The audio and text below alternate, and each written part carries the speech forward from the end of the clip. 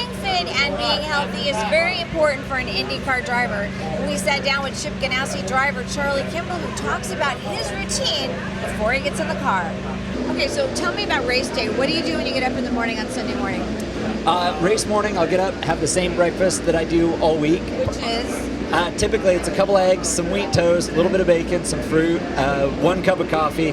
My exercise physiologist always scolds me for the coffee, but I drink plenty of water, hydrate. But I'm also taking my insulin, both my long-acting insulin as well as my mealtime insulin, to get my blood sugar where I want it.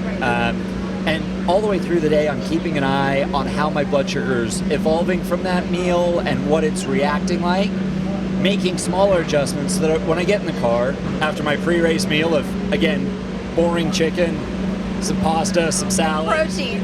Good protein, and clean as well.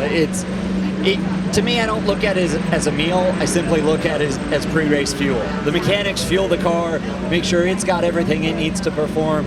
I've got to do the same thing with my body. All right, and then after breakfast, what do you do next?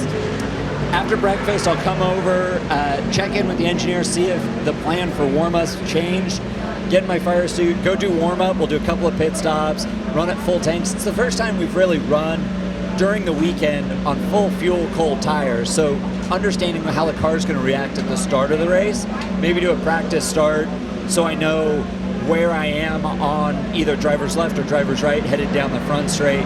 So there's nothing surprising me at the start of the race. After warm-up, come back, we'll debrief with the engineers, we'll go to the driver's meeting, typically before warm-up, do a strategy meeting with the engineers, management, all the drivers, all the spotters, all the crew chiefs, so everyone's on the same page.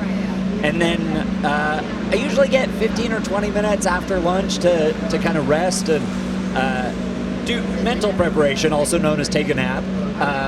And so I get a little shut-eye, and that just kind of clears my head from the whole weekend so I can focus on the job at hand.